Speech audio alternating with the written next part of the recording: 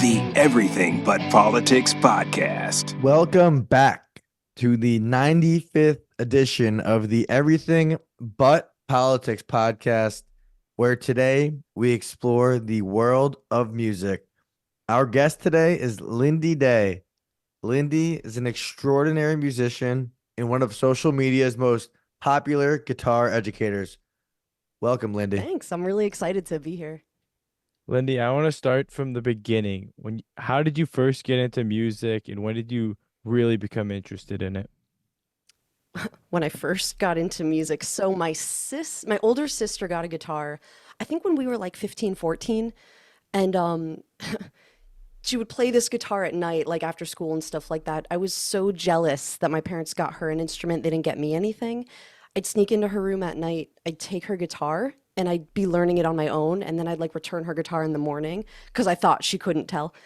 And this was me like doing sibling rivalry. So I could go to my parents that Christmas and be like, look, I know guitar. You need to buy me a guitar. But it was really just about like, I wanted something cool like my sister had. It was totally sibling rivalry. Yeah. And so when you did pick up the guitar, what were your first steps to learning it? Did you start with YouTube videos, or was it just your sister teaching you? No, I would look at songs that I wanted to learn online on like Ultimate Guitar, and I'd print out tabs, and I would start by teaching myself how to read tabs and how to read chord charts. Like I know I'm this teacher on YouTube right now, but I was self-taught for the first like 5 years. And how important is it to read tabs? Because I haven't really started learning it that yet. It depends what you want to do in the industry, and it depends where you're at. I don't subscribe that there's a correct order in which to learn. You can learn tabs at any state in your learning journey that you want. So like learn them at some point and you'll be so fine. you should learn them. Okay. So how long have you been playing guitar for? That's gonna be close to 14 years right now. Wow. Yeah. So at what point did you get into like learning beyond the guitar, more into the music on the guitar, like music theory, that kind of stuff? Yeah, I actually, so like self-taught for a long time. I actually started playing in restaurants. I learned classical guitar for some reason. I don't know why, I just did. It was fun. So I would take that into restaurants, but I wasn't doing theory then. I was just really into performing. When did I get into theory?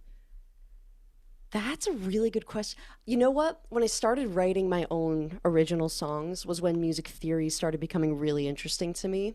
I'll be honest, I did not care. Like when I was just performing and playing other people's covers, didn't care at all.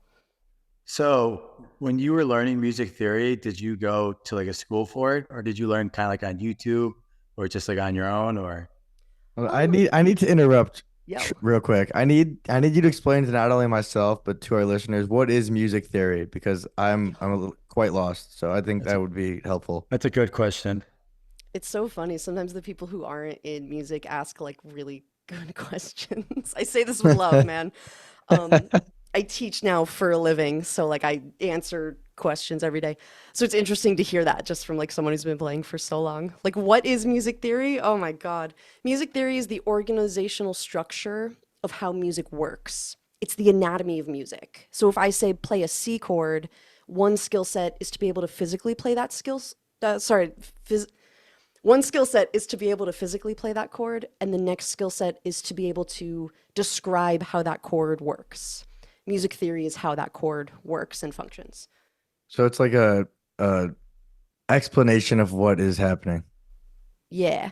Like if you think about science, it's like the mathematical equations of what gravity is, and then like gravity just exists and does its thing. So it's like the finite definition of what exactly you're doing while playing a given instrument. Exactly. Okay. Noted. Yo. Yeah. So back to what I was saying, when did you realize or think that you should start looking into music theory and maybe take a step back from learning how to play the guitar, but or what the guitar is made up of, like the music theory aspect of it? Maybe this is like maybe 8 years into when I was playing guitar. that was really when I started being, because like I could write songs, but it was really, I was listening to sounds that I like and I was duplicating them. And a lot of people start that way, and I think that's great. I was writing songs without knowing theory at that point. And then when I really started like wanting to write my own albums, I think there was like a level, this is hard to explain. There was a deeper level where I really wanted to write better songs, I guess, is the way to think about it. And that's when I was like, okay, I think if I learned how to like arrange chords was one of the first things I got into. I'm tired of playing these open chords. Are there any other ways to play a G chord that sound more interesting? And then chord inversions started like popping up. And I was like, what is that? Like, what the hell is that? And you study that and you start realizing, oh my God, there's like 19 different ways to play your G chord. And they're all very expressive and they're all very, like you can choose to do certain things with them that can enhance your songs. So that's really when it started getting interesting for me. Yeah, and So- speaking of writing songs, in your Instagram bio, you have your debut EP is coming out this summer. Can you kind of tell us a little about that, the process, how long that's been taken, how that's been going on for?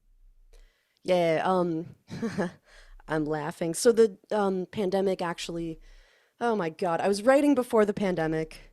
Pandemic happened and that whole band just dissolved. I didn't know what to do with myself, so I put all of that original work on pause. There was like a whole band with a whole concept album that we were doing, just stopped dead in its tracks. So what's happening now is this is kind of a revival of that, not quite, but some of these not that they're recycled, but it's like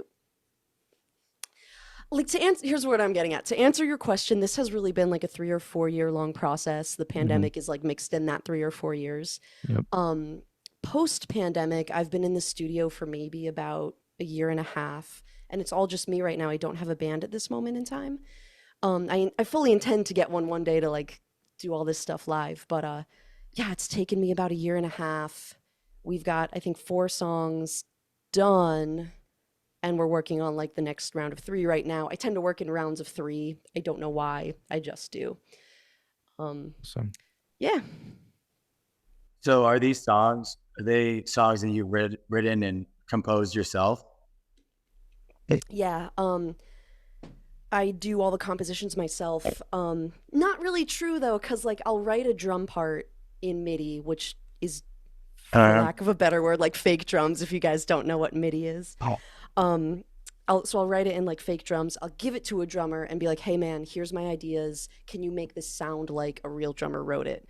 And then he like picks up the slack and he'll Okay. arrange it.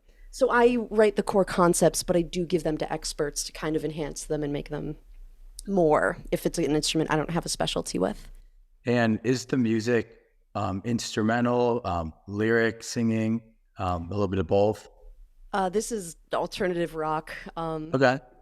Inching a little bit towards metal, but not quite all the way there. But yeah, I sing on all of this. That's a lot of fun. Where do you, where so many different genres, where do you draw inspiration from when it comes to coming up with new ideas? Ooh. Yo, that's a good question. I kind of let my brain do what it wants to.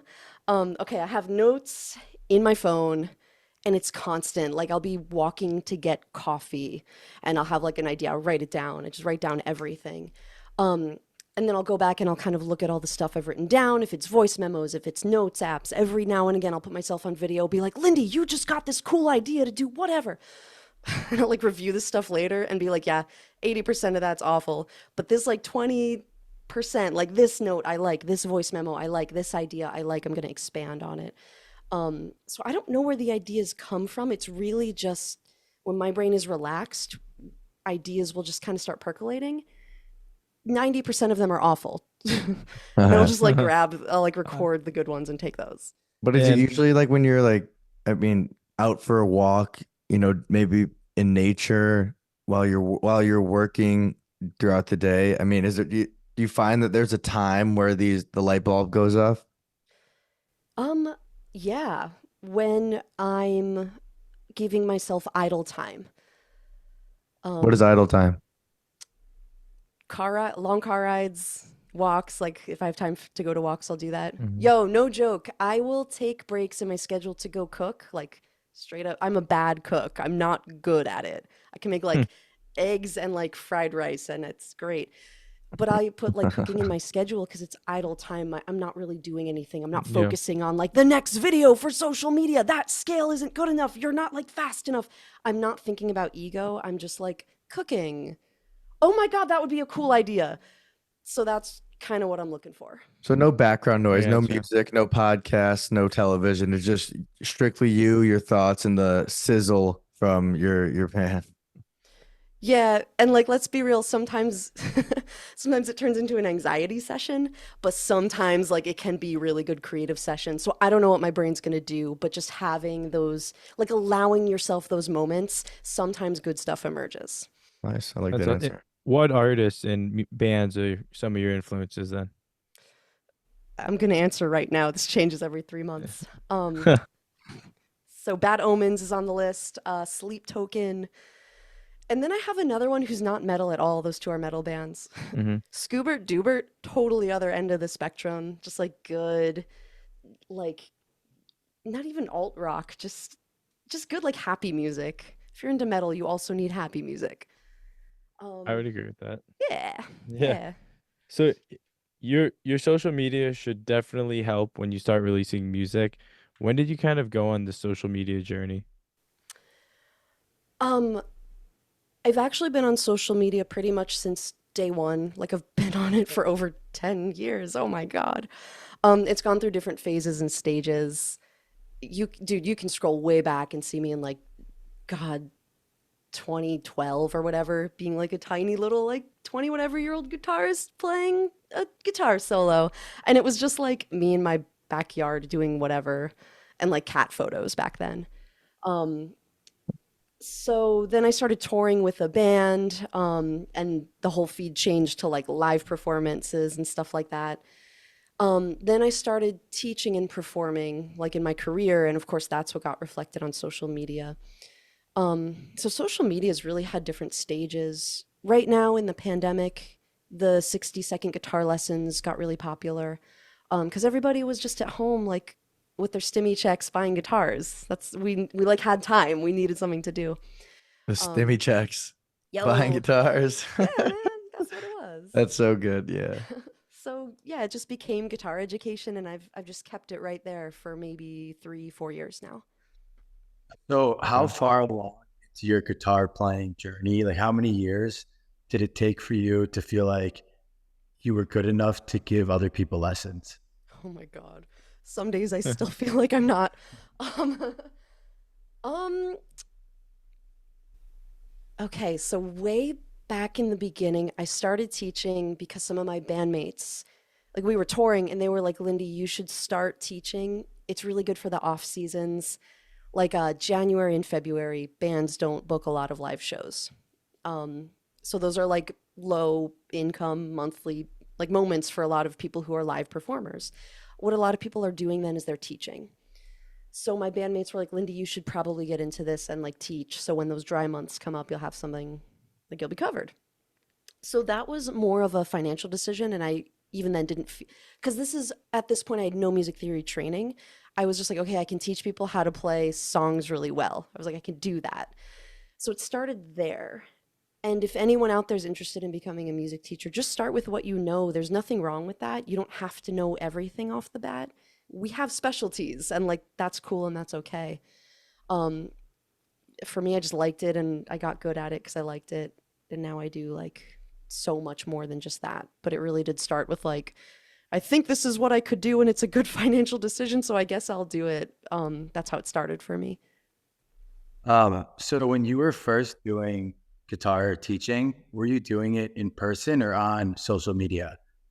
This was in person. I was living in California at the time, and it was just in person. It was great.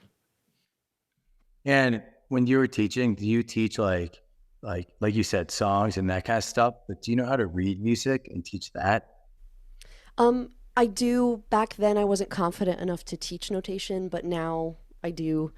I've since like auditioned for Berkeley and stuff. But back then, I really was just like a self-taught guitarist who happened to start touring. Yeah, I really didn't. Dude, I was like I grew up on ready? I grew up on Marty Schwartz. So, So did Ethan. Uh, yo, dude, yep. I I think was like a everyone did. Marty Schwartz. Didn't we all though? Right? Everyone Yeah. born in like the 90s or 2000s who plays guitar definitely Yep. has watched him. So, that was where I was at when I was teaching. I was like a Marty Schwartz person. Does that answer your question? Uh, It definitely does because I feel like even someone like Marty Schwartz, he's like your regular guitar player who got really good, but like I can't see him teaching at like a university, but I could totally see him being like an awesome YouTube teacher because those are the people that are most approachable. Like when I was first starting, I would just go on YouTube and like you want people who kind of break it down step by step in like an understandable way because it's a lot at first. Yeah. Um, you used a really interesting word. You said it's more approachable. Um, Wait, do you have any experience in like higher ed and like college professors and stuff like that? Have you ever met someone Yeah. like that? So I minored in music at Indiana University. So Cool. I had a couple different guitar professors who were like classically trained, always read music, and were kind of strict, but also like they'd break it down for you. But like compared to Marty Schwartz, they were like at a totally different like ballpark. That's why I kind of like that YouTube guitar teacher, like kind of like it's kind of a little more comfortable because you can watch it, you can pause it, you can kind of digest it. Where like when you were in person at like a college level guitar class, like you don't want to act like you don't know what you're doing. So sometimes you just kind of go with it and they keep going and you might have questions that you didn't ask. But I feel like the YouTube guitar playing, Marty Schwartz, your videos, all that kind of stuff is very great for this generation we live in. Because I mean, it makes it easier to start playing the guitar too, because anyone can do it now. Yeah, we talk a lot about the barriers of entry into music, which is just like legit. Like, do you have money to buy a guitar? If you do, you'll probably become a musician. And if you don't, then like that's a barrier of entry. And one of the barriers of entry is like access to education, or like you said, even having education and like the social pressure of not wanting to like ask that question and seem some type of way is like all this stuff can kind of like influence the way that you learn. YouTube is interesting because you're usually like by yourself learning at your own pace, which is super important. One of the things you lose on YouTube is the ability to ask a live question, though. So, like, it's just fascinating that you're like, yeah, in college it was great, but I didn't want to ask a question even though you had that live access. And, like, on YouTube, you can rewind, but still, that's, man, that's Mm-hmm. interesting. Well, Um, yeah. also on YouTube, if you don't get the answer from one guy, you're going to get it from another, or just Google it or something. Whereas like the guy at school might not even have the answer to your question, but he Yeah. probably will. Yeah. Well, like a lot of those people are experts in what they do, which is phenomenal and great, and you want that. But yeah, if you start asking questions that are kind of from another like area away from their expertise, yeah, sometimes that can happen. Uh, Totally. so, did you ever go to school for music? This is a weird answer. Technically, like, not really. I couldn't really afford music college because I was touring at the time and I wanted more education. But when you're a touring musician, paying for a college education is just so unattainable. You just can't do it on that income. So what I started doing was calling music professors from colleges in my area and being like, "Do you teach private lessons?" Because I could afford weekly lessons, but I could not afford a full tuition. So then I got a teacher who did was a conservatory like classical guitar teacher. I got another teacher who's a jazz guy from Boulder, Colorado University. He's a music theory guy there. So technically, no, I don't have like a piece of paper or a degree, but like I do have access to higher ed teachers. I have a foot in that world. I've had mentors, like they've become mentors more than just teachers. It's kind of a weird, non-traditional way to do it, but I was just forced to because of the life that I Yeah. live. Mhm. Well, Lindy, I'm curious. So I've seen firsthand the amount of time that Ethan has put into music, and it seems that you're just exactly the same. So for someone like myself who is not fluent in any instrument, guitar, drum, nothing, how do you even go about taking something like that up, given the amount of time it takes to be average, forget good, just to become average? Being average on your instrument is actually really attainable. It's so funny because at the level I'm at, there are no beginners, intermediate, and advanced. And this is because I teach. This is a label the music community puts on each other to help us like categorize who we're talking to. Can I say the word secondary dominant to you? Oh, you're intermediate. You'll probably know what that is. But when it comes to teaching someone, it's just like you have an ability that you're good at and abilities you're weak at. All you want to do at the stage you're at is look at what abilities you need to play your favorite songs. So like what's a genre or a band that you're into? Oh, what am I into Yeah. right now? I've been listening to a lot of John Mayer. Okay. So for you, like a skill you would want to work on, learn the A minor pentatonic scale. Don't worry about anything else. That's what you got. It's not beginner, intermediate, advanced. It's just the skill you need to work to get where you want to go right now. It's funny. Okay. That's actually probably the first thing Ethan told me to learn was the A minor part. Because I It all could, comes around. and I could do like position one and move a little bit, but I don't have it fully memorized yet on where I could go and not go in the box, like outside the Yeah. box. But like, and that's your next barrier Yeah. for skills, right? You just specified where you need to go next to Mhm. like get to whatever the hell the next level is for you. And that's the right way to think about whatever it is that you're doing. And this is a never ending process. It's not like any one of us reaches advanced and then we stop learning. Like Right. that doesn't happen. Now, for someone like Merrick who's never had a lesson or picked up an instrument really, if you were at a first lesson with him right now, what would be the first things you would kind of teach him? So we got to do fundamentals. You'll laugh, but I got to teach you the names of the strings and then I got to teach you how fret numbers work. That's Okay. the grid. And if you don't know the language of where I'm telling you to put your fingers, nothing's going to happen. So string names is first. That's kind of like the silly answer. The first thing I'd actually teach you is the E minor chord. That's funny. I think that's Yeah. the first How thing I about would- this one? This might be so stupid, but as a righty, which hand of mine is more important? That's not a stupid. Yo, we should do a whole thing where we ask non-musicians like, what questions do you think is important? That's a good question. Yeah. Okay. Which hand is more important? Because I usually explain it to people. Your strumming hand is like your rhythm and your drummer. Your fretting hand is your melody. I've never had someone be like, which one's more important? Ooh. Oh man, I'm gonna be a classic guitarist. Your fretting hand's gonna be mad important. Now you don't understand how rookie I am. I don't know what the fretting hand is. You got a left or right hand. Your left hand. Okay. Okay, but why? Why is that? So the only reason I'm gonna say this is if you learn your fretting hand correctly now, it's just gonna save you hours later down the road. Because I'm self-taught, I did it wrong, and I had to unlearn a bunch of stupid stuff that took years to unlearn. I've kind of seen people like with their strumming hand fumble that in the beginning and they can recover pretty quickly because that one's more of just motor, like matching the beat with your strums.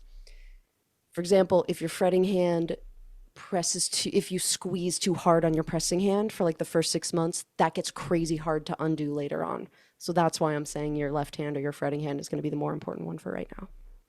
Okay, and it's somewhat not really off topic. Is there, when you listen to any instrument, is there anything that you appreciate more just given the level of difficulty? Breath instruments are insane. Breath instruments, man. Like anything, saxophone, flute, tuba. If you have to use your diaphragm, I'm just like, what is this? And have you That's played actually, it? that's a unique answer. Can you play any breath instruments? I started on saxophone in like middle school band, but I haven't touched it in like 10 years. I So, get it. so besides guitar and saxophone, is there anything you play, I guess, kind of frequently, like the guitar? I've been studying vocals in the pandemic because like I used to work with a singer before the pandemic. I was just the guitarist. I wanted to record an album. I was like, who's gonna sing it? Shit, I guess I'm gonna sing it. So I'm like never going to be a famous singer or anything, but I just want to be good enough. That's my goal for vocals. I think I'm there. Yeah. It's still Yeah. hard for me to say I'm a singer, but I'm trying to say I'm a singer. I feel like the main thing with singing, if you could just sing in pitch, then you're already better than half the population probably. Because that's kind of the main thing. You can sing in pitch, and then you kind of like get comfortable with a good range, and then kind of push it a little bit and take it down and feel your voice and think of it like an instrument.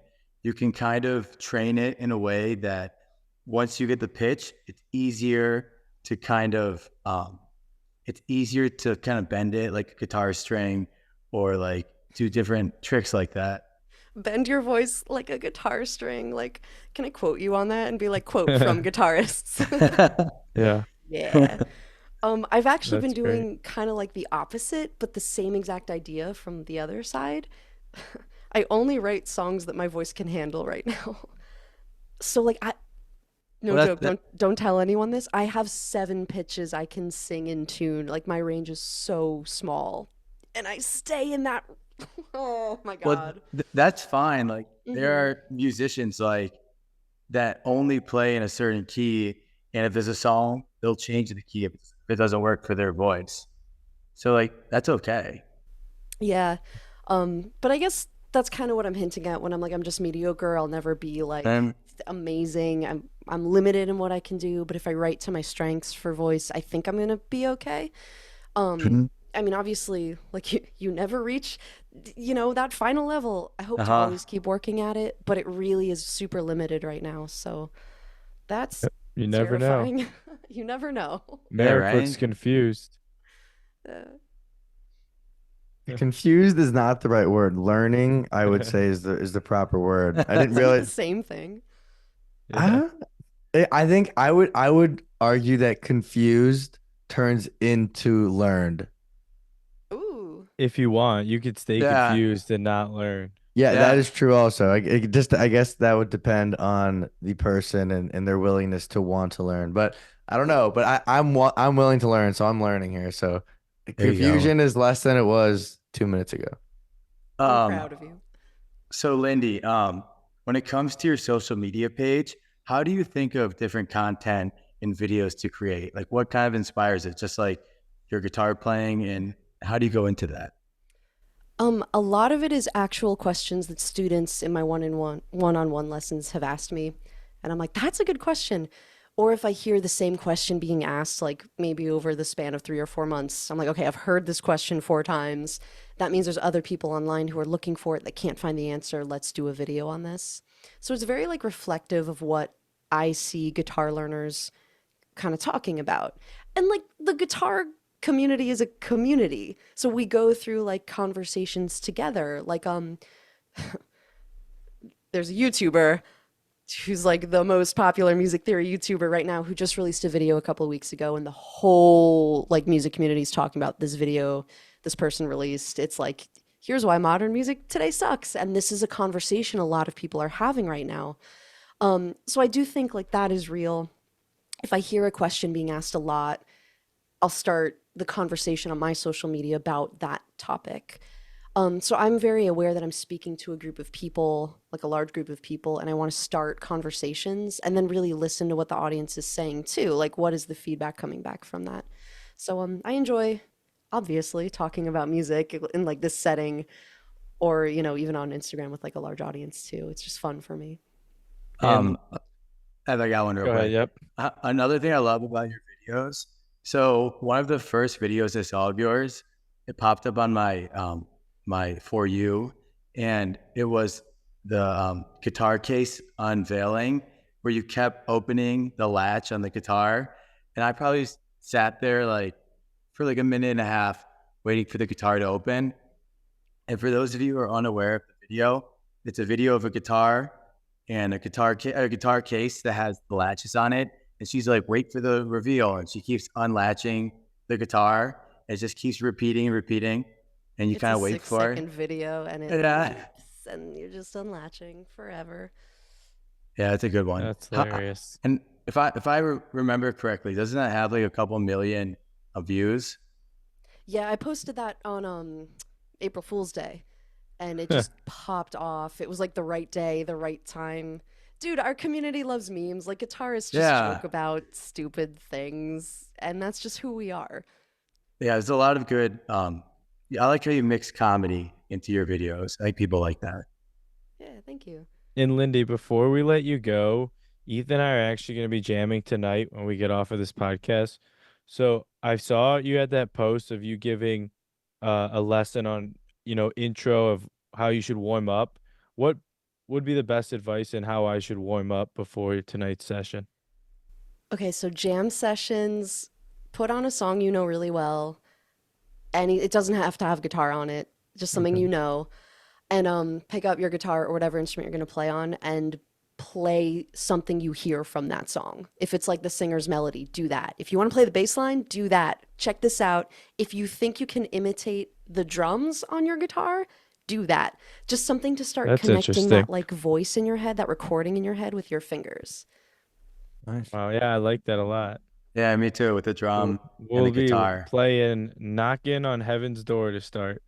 And do it. Yeah. Awesome. Yeah. Well, Lindy, I appreciate you educating me on a number of topics, the twins as well. I mean, this is cool. It's I been mean, this exciting. is Yep, this this is is a a unique good- episode for us, like we said, like a musical exploration, if you will. So appreciate you coming on, appreciate you joining us. And before we do wrap this up, where can our listeners find you? And if they're interested in your coaching, how do they contact you? Sure. My email is how new students get in touch, lindydaymusic@gmail.com. I do 60-second guitar tutorials on TikTok and Instagram, lessons with Lindy. And just this month, I started doing long form YouTube content. So lessons with Nice. Lindy on YouTube is going to happen this summer. Amazing. Lindy, thank you so much for coming Awesome. on our show. Thank you.